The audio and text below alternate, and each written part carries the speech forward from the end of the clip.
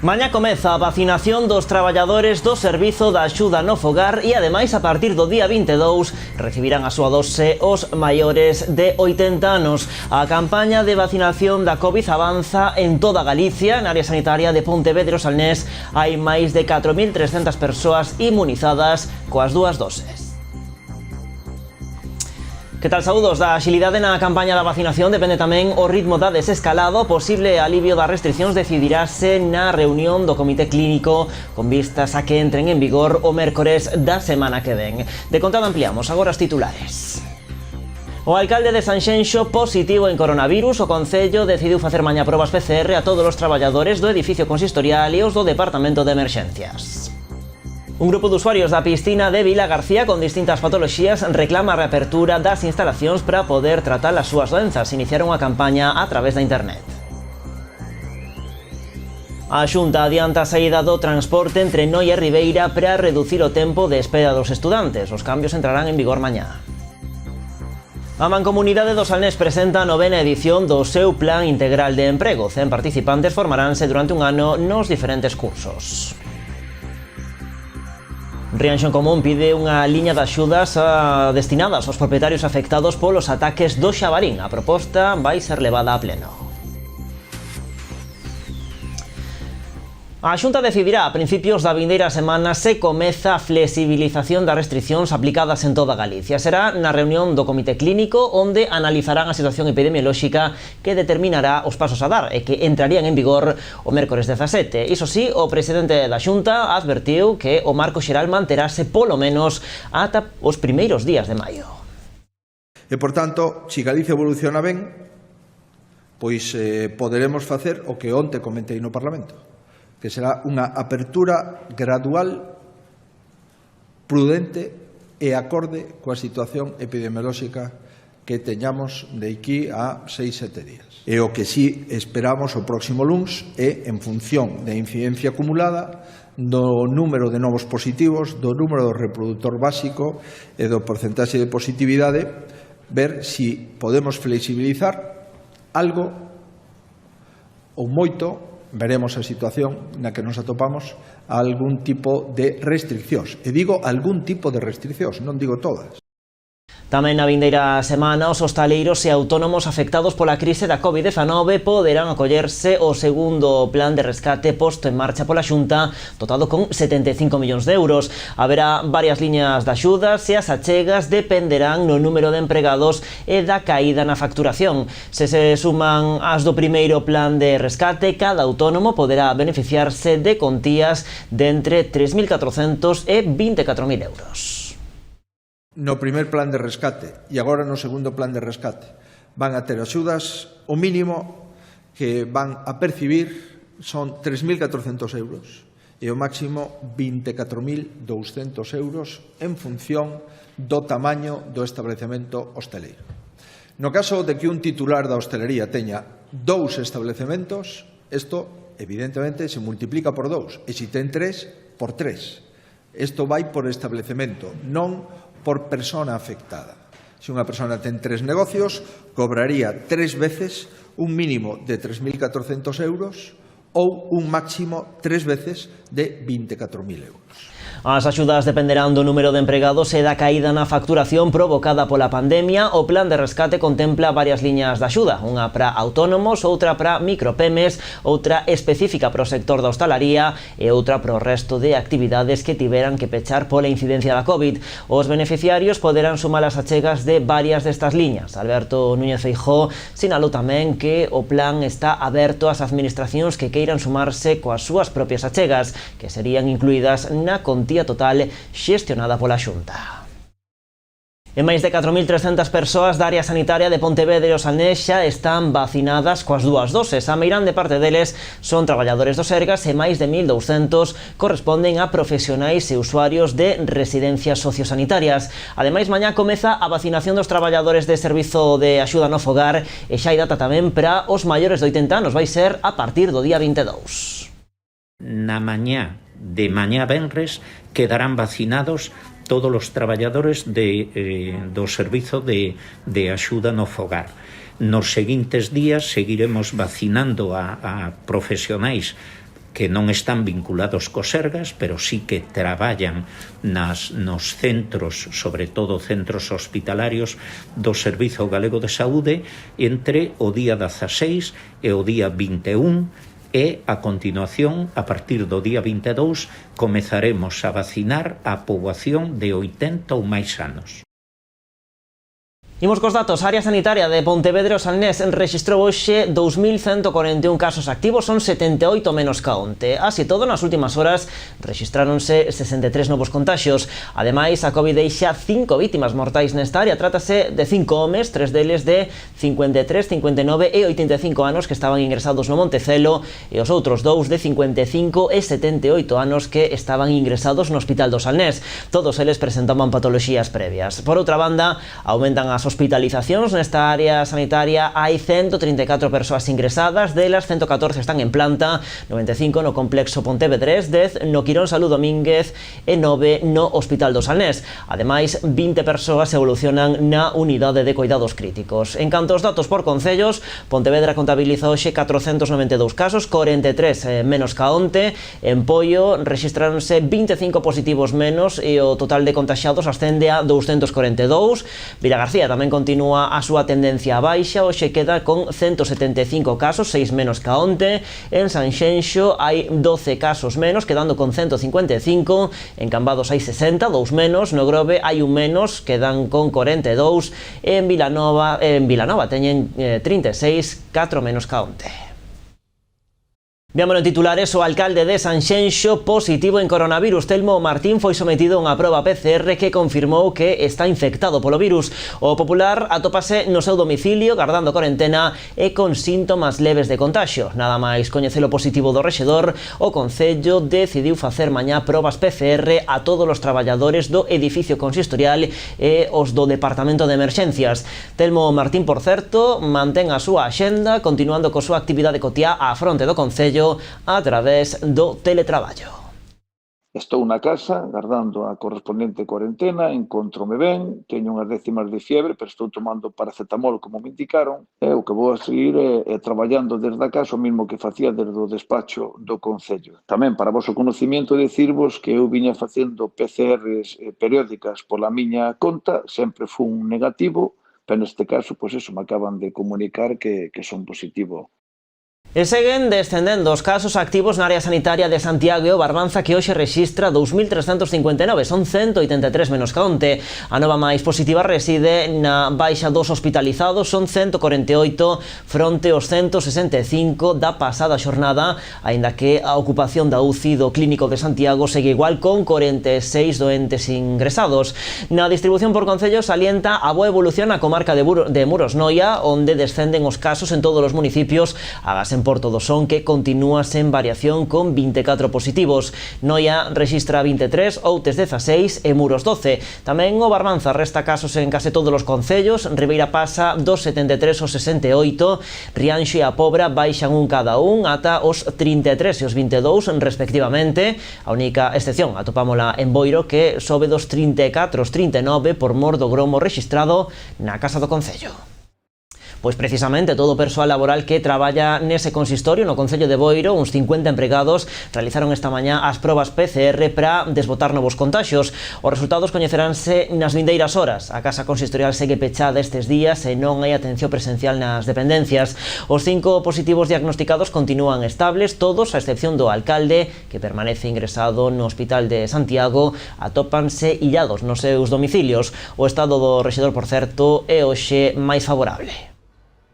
Bueno, a boa evolución da pandemia no Barbanza reflíctese en concellos como Noia, que conseguiu pasar de máis de 80 casos ata unha vintena en pouco menos dun mes. A pesar desta tendencia positiva que apunta a unha posible flexibilización das restriccións, o alcalde apela á prudencia para garantir que a desescalada se faga coas máximas garantías.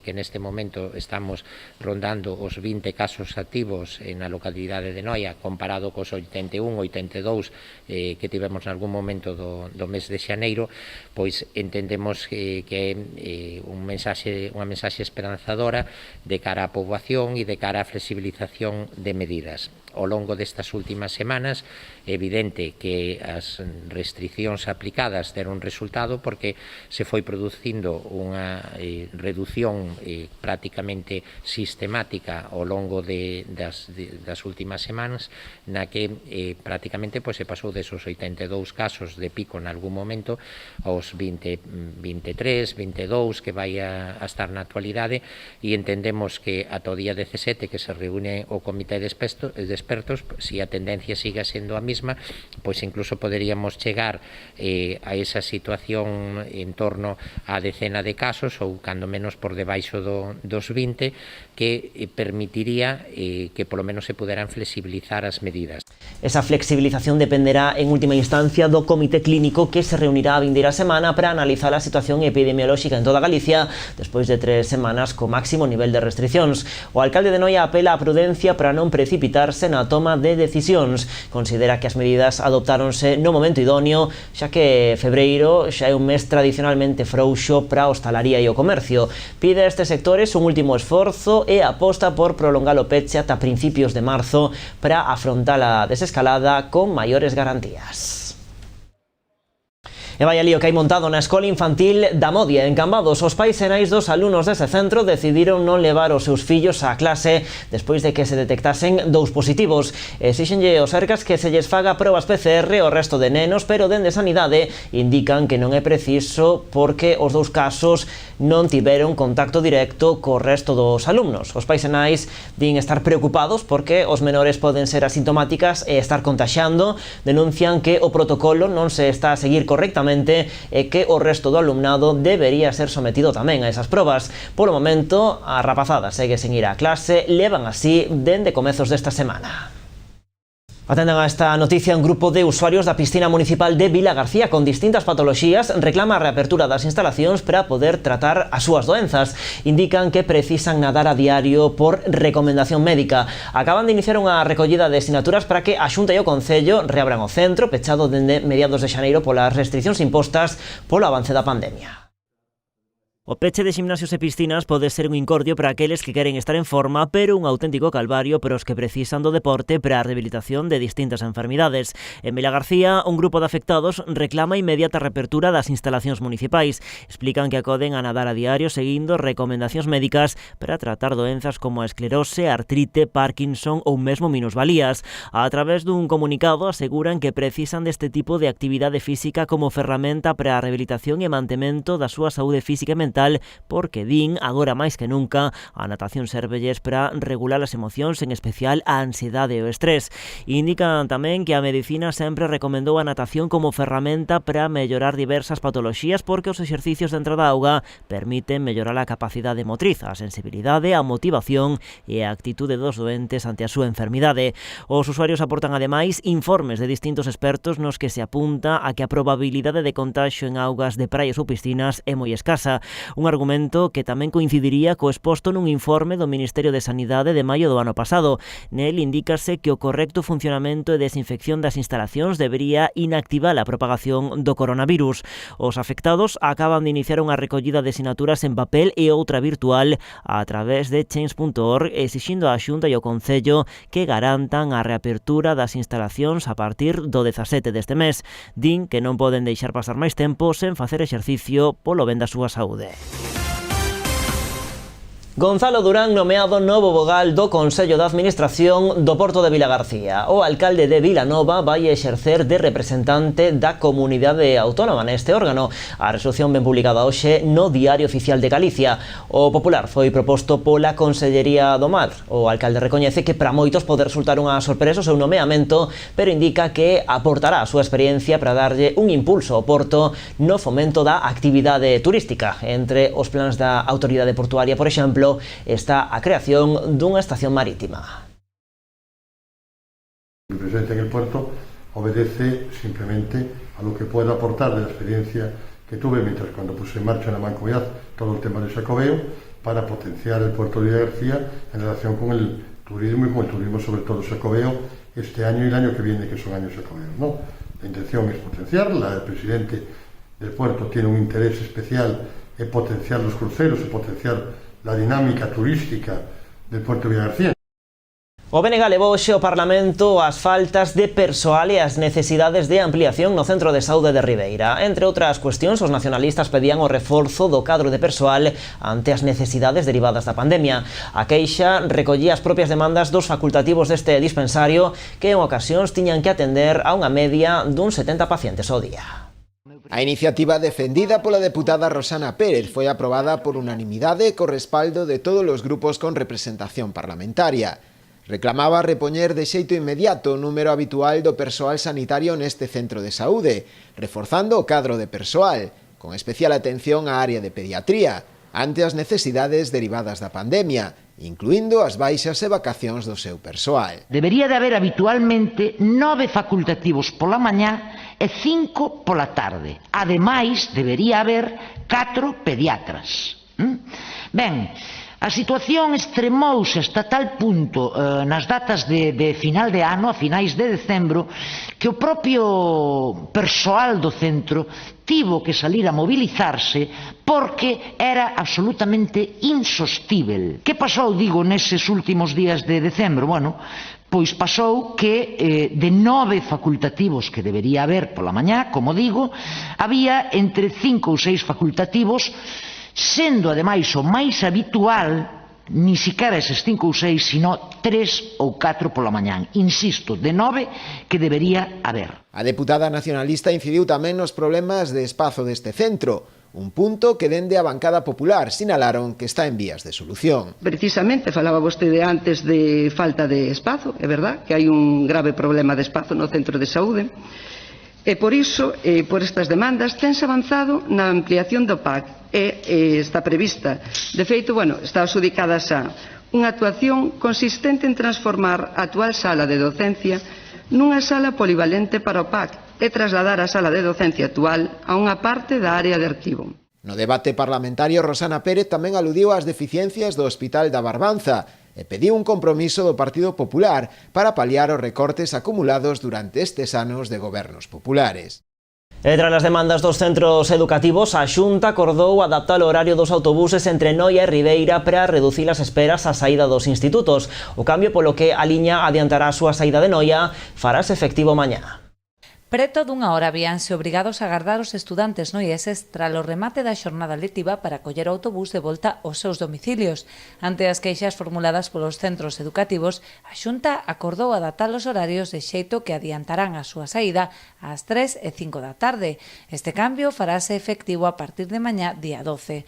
Con esta medida, a Consellería de Educación atende as solicitudes dos centros, axustando o funcionamento do transporte público á súa xornada lectiva, de xeito que se facilitan os desplazamentos do alumnado entre Noia, Porto do Son e Ribeira. Dar resposta a unha demanda intentando adaptarse ás novas circunstancias, o sea, por unha parte condicionado por a situación do COVID, pero tamén de cara a esa flexibilidade, incluso fora desa situación de pandemia. O lóxico é, digamos, adaptar a situación de demanda e creo que é unha noticia positiva a resposta por parte da Xunta para que polo menos eses usuarios non teñan que estar esperando, non teñan que estar condicionando tanto eses desplazamentos como a asistencia a actividade escolar e demais, e o vemos como unha boa nova e como un aspecto positivo. Esta liña enmárcase no contrato de concesión para a comarca do Barbanza que entrou en vigor o pasado 23 de decembro. Nese momento fixouse o horario de saída ás 3:30 para atender o traslado dos estudantes o tempo que se daba servizo a outros posibles viaxeiros. Sen embargo, unha vez implantado, constatouse que a maior parte dos usuarios do traxecto son estudantes, polo que se optou pola adaptación do horario da liña. Este ano o entroido vai por dentro, ese é o lema dos festexos pontevedreses deste 2021. Hoxe presentaron a programación destas festas adaptadas á situación epidemiolóxica. Claro, falamos deste asunto de contado logo da publicidade aquí nas Novas do Día.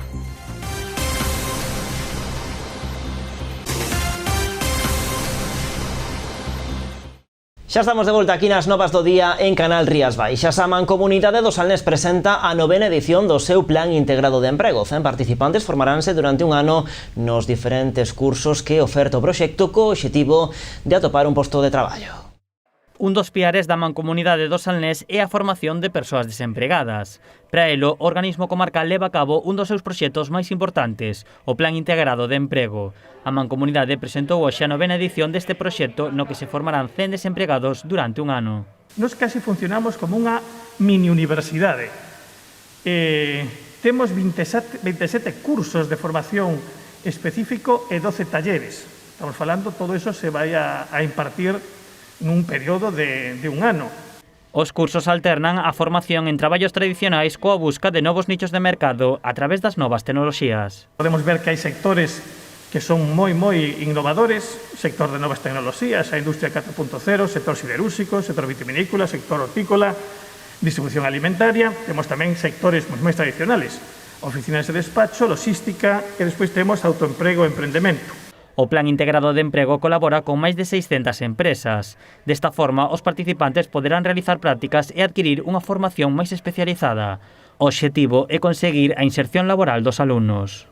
Nun plan que está tendo ano tras ano éxito. Incluso este ano que rematou, o ano 2020, nun ano tan complicado, tuvemos un porcentaxe de inserción de 90 de 100 persoas, é dicir, tuvemos 90 inserción no mercado laboral nun ano tan complicado como que estamos atravesando, non? O Plan Integrado de Emprego conta tamén coa colaboración da Xunta de Galicia. Vai encaminhado a incrementar as opcións de ocupabilidade dos colectivos dos desempregados considerados como prioritarios, ao mesmo tempo que pretende darlles apoio, xa que ao longo deste programa os alumnos e as alumnas recibirán información, orientación, asesoramento e formación para o emprego, todas esas accións dirixidas á súa inserción laboral. O obradoiro está adaptado para poder realizarse con todas as medidas de seguridade que a situación require. No caso de que fose necesario, o alumnado tamén poderá seguir coa formación de forma online. Marchamos agora ata Cambados. O Concello vai crear unha nova bolsa de estacionamento no polígono de Sete Pías. En total hai proxectadas un 100 de novas prazas ante a demanda provocada polo aumento da actividade empresarial. Ademais, vaise acometer unha reordenación do tráfico e asfaltaranse varias rúas. O Concello de Cambados vai acometer unha serie de melloras no polígono de Sete Pías ante o incremento da súa actividade. Ante a afluencia de máis persoas, vais habilitar un 100 de novas prazas de aparcadoiro. Estímase sobre unhas 100 novas plazas de estacionamento que se van a habilitar aquí no polígono industrial, aparte que se vai dotar tamén as rúas principales, como o final da Rúa Exeria e a Rúa María Castaña tamén vai se dotar de zonas para estacionamento de camións. Vai se habilitar unha pequena zona de estacionamento de camións para que os camións poidan aparcar nunha zona e a xente que veña a traballar as empresas pois teño estacionamento máis preto das empresas, digamos, onde van a traballar. O espazo para esas novas prazas vai selle comer ás vías, o que implicará que algunhas pasen a ser de sentido único. Nas rúas transversais, tanto na Rúa Concepción Arenal como na Rúa María Soliña, como na Rúa María Pita e na María Castaña, van a facer de sentido único. A Rúa Exeria vai quedar de doble sentido, que é a rúa principal esta do polígono, e facendo as de dirección único que buscamos é poder estacionar en batería. Ademais, tamén se vai executar a segunda fase dun proxecto de pavimentación das rúas. Realmente non é un reasfaltado ou repavimentado, sino que é a finalización da pavimentación que estaba feita coa pavimentación base, co asfaltado base, e non é a capa definitiva que é a que vamos a tratar agora. De feito, se vos fixades, os bordillos son máis altos do normal porque lle falta unha capa. A rugosidade do asfalto non é adecuada. O conxunto dos traballos rolda os 120.000 euros, co 80% procedentes dunha axuda da Xunta. As obras comezarán no mes de setembro. O Concello de Muros vai contratar a 7 peóns albaneis a través do Plan PEL Concellos da Deputación da Coruña. A achega ascende a preto dos 100.000 euros. O Concello de Muros vende abrir o proceso de contratación de 7 peóns albaneis a través do PEL Concellos da Deputación da Coruña. As persoas interesadas poderán presentar as súas propostas nun prazo de 10 días laborais a partir de hoxe. O persoal contratado será destinado á cuadrilla de obras e servizos municipais. A súa contratación vai con cargo a unha achega de preto dos 100.000 euros. Cabe lembrar que o organismo provincial decidiu duplicar este ano o investimento destinado para este programa, uns 6 millóns de euros, co obxectivo de contratar o dobre de xente. Así prevense crear uns 900 postos de traballo nos 82 concellos de toda a provincia de menos de 20.000 habitantes. Seguimos con máis cousas. O Partido Barbanza Independiente de Ribeira insta o Concello a solicitarlle a Portos de Galicia a mellora da actual nave de Redeiras da Guiño. Dende a formación denuncian o estado no que se atopa esta instalación, sobre todo a cuberta e as paredes do edificio, que supoñe unha situación de insalubridade para os usuarios. O PBBI di recoller as demandas dos propios usuarios e tamén da propia Confraría de Pescadores, que leva anos solicitando a súa mellora, obtendo a calada por resposta por parte do organismo autonómico.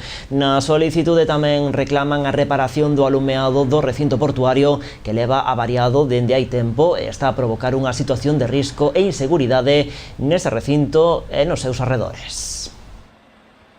E agora estamos en Rianxo. A formación Rianxo en Común volverá a levar a pleno os ataques do xabarín. Propoñen unha liña de axudas municipais destinadas a persoas propietarias de terreos cultivados para incorporar dispositivos e medidas de prevención contra os ataques do porco bravo. Rianxo en Común recupera unha moción que foi rexeitada o pasado ano, na que volve a incidir na creación dunha liña de axudas para a prevención dos ataques do xabarín aos cultivos. Dende a formación apuntan a que a chegada da pandemia puxo de manifesto a necesidade de potenciar o consumo de produtos de proximidade.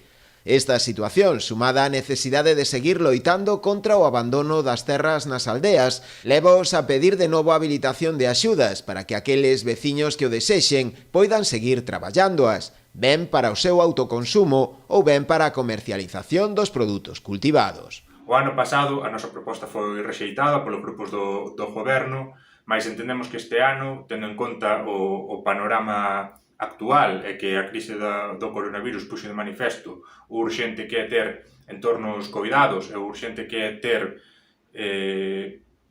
produtos de proximidade a nosa disposición, pensamos que é pertinente volver a presentar esta proposta, volver a defender perante o Pleno da Corporación a urxencia de activar estas axudas para que, como empezábamos dicindo, os veciños e veciñas do municipio non se teñen que resignar a deixar as súas terras sen cultivar, co que iso produce, que é máis maleza arredor das casas e máis, en definitiva, máis espacio para que o xabaril se reproduza. En Pontevedra, o PP solicita a creación dunha comisión de investigación para estudar e pedir explicacións de todos os contratos executados polo BNG nos últimos anos. A petición debaterase no Pleno Municipal de marzo.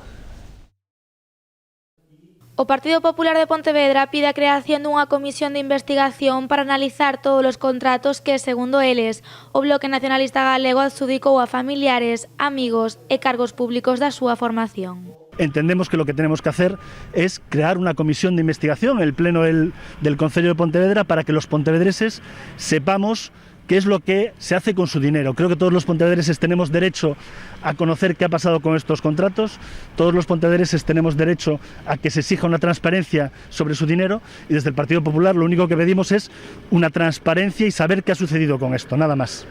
Esta comisión de investigación tería diferentes obxectivos. Por unha banda, esclarecer a necesidade de ditos contratos, así como tamén os seus criterios de adxudicación. Ademais, os populares queren saber tamén se analizaron as posibles incompatibilidades e se puseron en coñecemento dos técnicos a posible existencia de conflitos de intereses. Por último, esta comisión trataría de esclarecer tamén que órgano de contratación ordenou estes contratos e quen foi o seu responsable. A proposta do Partido Popular irá a debate no Pleno Municipal de marzo. Unha pataleta dun neno pijo malcriado, así definiu Carme da Silva a actitude de Rafa Domínguez. A edil nacionalista asegura que esta situación comezou coa denuncia que fixo o ilustrador Kiko da Silva PP por inxurias. Pola súa banda, Tino Fernández non cree que sexa necesario crear esa comisión de investigación. A atitude do señor Domínguez responde totalmente a unha pataleta e a un berrinche dun neno pijo malcriado. E así non se ven a traballar a administración pública. Coñecendo a orixe da que ven isto, sabendo por que o señor Domínguez iniciou este tipo de accións que se corresponden exactamente con eso, cun berrinche dun neno malcriado que pois quere xogar a isto, porque pensa que a actividade pública é xogar e é moitísimo máis serio e, sobre todo, cando polo medio mete a reputación de empresas e de persoas. Eu creo que a transparencia está ben, pero creo que este Concello é tan transparente que os partidos da oposición poden rebuscar e analizar toda canta documentación necesiten e precisen. Non vexo moita necesidade de comisións de investigación cando toda a documentación é pública e se pode achegar a ela, non? Pero, insisto, non coñezo os termos en que está presentada e vou a ser o suficientemente prudente para non descalificala aquí agora mesmo e esperar a lela con un pouco máis de tempo. O BNG do Salnés lanza unha nova campaña para denunciar a xestión da AP9. Os nacionalistas levarán a cabo diferentes accións nos concellos da comarca con dous obxectivos: que se reduzan ou eliminen as taxas da autoestrada e que se transfira á comunidade autónoma. A xestión da AP9 volve estar no centro de atención do pobo galego. Hai preto dun ano anunciábase unha rebaixa das peaxes que nunca se fixo efectiva. E lonxe de baixar os prezos, as taxas volveron a subir. Por elo, o BNG lanza unha nova campaña para que se cumpran os acordos de investidura que acordaron co Partido Socialista. Ese acordo de goberno inclúe a gratuidade de certos tramos e a rebaixa xeral da AP9, e isto, pois, un ano despois, pasado un ano despois dese acordo, non se efectiviza e mesmo temos unha demora incomprensible e injustificable e incluso recibimos o ano novo pois con subida das peaxes, non? Con esta nova campaña, o BNG levará unha moción a todos os plenos do Concello da Comarca con dúas demandas: a redución ou eliminación das taxas da autoestrada e a súa transferencia á comunidade autónoma. Consideramos que é xa inasumible continuar esta situación e que esta infraestructura que non pode seguir desagrando os petos e ocupando tristemente o podio de infraestructuras máis caras do Estado.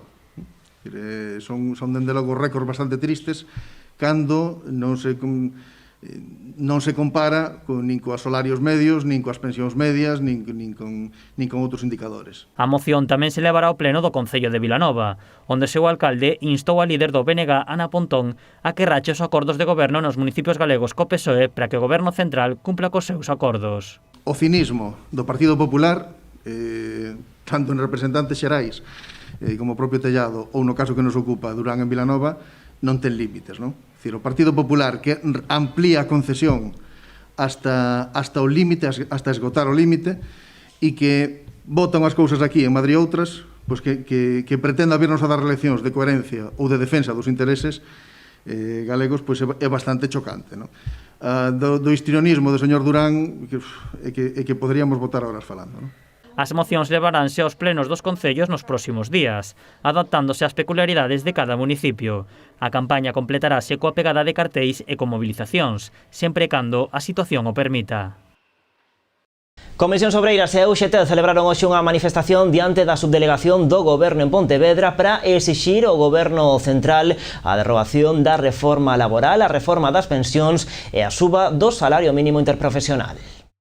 Suba do salario mínimo interprofesional, derrogación da reforma laboral de 2012 e reforma das pensións de 2013. Esas foron as tres demandas que lle exixiron os seus sindicatos de UGT e Comisións Obreiras ao Goberno do Estado. Fixeron nesta concentración diante da subdelegación do Goberno en Pontevedra, un acto que se levou a cabo tamén noutras cidades españolas. É unha mobilización conxunta entre UGT e Comisións UGT, que se encadra para solicitarlle ao Goberno do Estado que aínda na situación de pandemia ou coa situación de pandemia as situacións de desigualdade estánse agravando e ademais ponse de manifesto que aqueles traballadores cunha menor cualificación e cun maior risco de exclusión social son os que máis están dando a batalla e son os máis necesarios, son imprescindibles.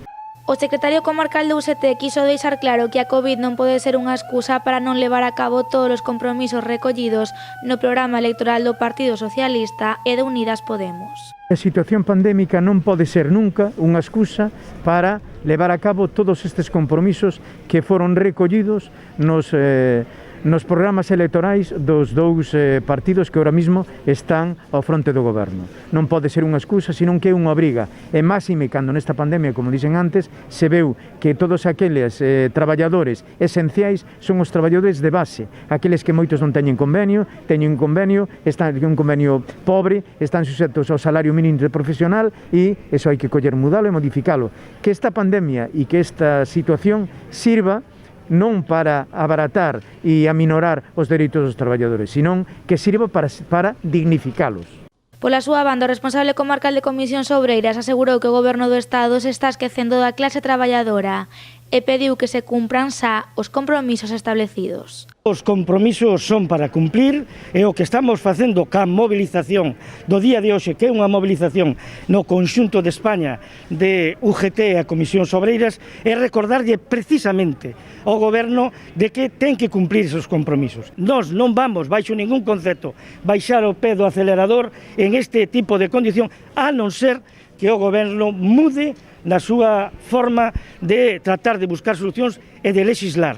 Tanto Comisións Obreiras como UGT aseguraron que tomarán todas as medidas necesarias ata que o Goberno faga caso a estas demandas. E varias empresas amosan o seu interese por facerse coa conserveira Tenes e, segundo indica a CIGA, varios deses posibles investidores terían visitado xa as instalacións do Grove. A idea pasaría por manter a actividade nesta planta meca e tamén nas instalacións que a compañía ten no Concello de Mos. Ao mesmo tempo, os administradores concursais de Tennessee xa presentaron o seu plan de liquidación para poñer a empresa á venda. Dentro dun mes, as empresas interesadas poderían comezar a presentar as súas ofertas. O Concello de Pontevedra crea o Metrosan, unha rede de rutas saudables nas zonas verdes, espazos naturais e sendas da cidade. En total, 28 roteiros diferentes para sair camiñar, pasear ou andar en bicicleta. Temos intención de impulsar un novo proxecto que nós imos a chamar Metrosan, co eslogan de a vida é movernos, que consiste en unha rede de rutas saudables que teñen como raíz os itinerarios diseñados para a citada San Silvestre, ampliados con novos recorridos que suman ata 28 de momento e que van a incluir diferentes alternativas. Neste Metrosan, cada persoa poderá seleccionar o ritmo que quere levar para camiñar, correr ou andar en bicicleta. Isto será posible xa que cada unha desas rutas vai estar sinalada segundo o nivel de dificultade. Nesta proposta verá roteiros que irán polo centro histórico, outros que irán pola Xunqueira de Alba, outros polo Gafos e outro por Campolongo ou Bora. O concelleiro Tino Fernández xa anunciou que esta rede vai se ampliar nun futuro con máis itinerarios polo rural. Bueno, a decisión de crear esta rede de rutas naceu logo da elaboración dun estudo sobre a situación económica, social e ambiental de Pontevedra. Tino Fernández quixo salientar hoxe unha das conclusións desta enquisa realizada a 600 persoas. Segundo esa sondaxe, máis do 60% dos pontevedreses apoiaron a decisión de pechar as instalacións deportivas para frear a COVID. Preguntados os encuestados pola decisión da Concellería de Deportes de pechar as instalacións deportivas, o 66%, é dicir, 2 de cada 3 encuestados, móstrase a favor desa decisión. Por lo que parece claro que os ciudadanos valoran moi positivamente a decisión adoptada no seu día de actuar coa máxima prudencia, pechando as instalacións deportivas, deixándoas abertas solo para o imprescindible, non? Eso se contrapón coas críticas a veces aceradas, duras e desmedidas de algún grupo político que parecía que non entendía o que sí entenderon os cidadáns de Pontevedra. 2 de cada 3 apoiaron esta decisión. Este ano o Entroido vai por dentro, ese é o lema dos festexos pontevedreses deste 2021. O Goberno local presentou hoxe a programación das festas, unhas actividades que chegarán a todos os fogares a través da páxina web do Concello e das redes sociais. O que preparamos coa documentación que estábamos elaborando para facer as exposicións que tiñamos previstas é unha páxina web e unha información a través da web na que vamos poder senón disfrutar e vivir o Entroido, si achegarnos o Entroido dende casa. Na páxina web do Concello, toda a cidadanía poderá desfrutar da historia do Entroido pontevedrés. Os veciños poderán gozar dunha exposición en liña que estará feita coas imaxes cedidas por diferentes medios de comunicación. En total, unhas 250 fotografías que revivirán o espírito destas festas. Por outra banda, o Loro Rabachol terá unha gran importancia na iniciativa. El será o encargado de comunicarse por videochamada con outros protagonistas desta celebración, como por exemplo o Rei Uco, o pirata Benito Soto Loto ou diferentes representantes de murgas e comparsas. Por último, salientar que na páxina web haberá tamén un espazo dirixido aos máis pequenos. Todos os rapaces poderán descargar máscaras que representan os principais personaxes do Entroido pontevedrés.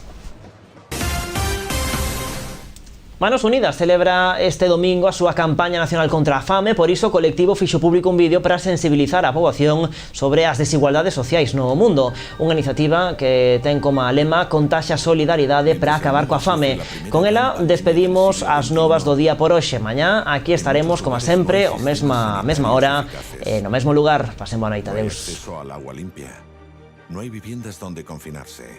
No hay escuelas que cerrar. No hay tiendas ni supermercados. Y en muchos casos, ni siquiera hay alimentos. Estos grandes dramas que nos ha revelado la pandemia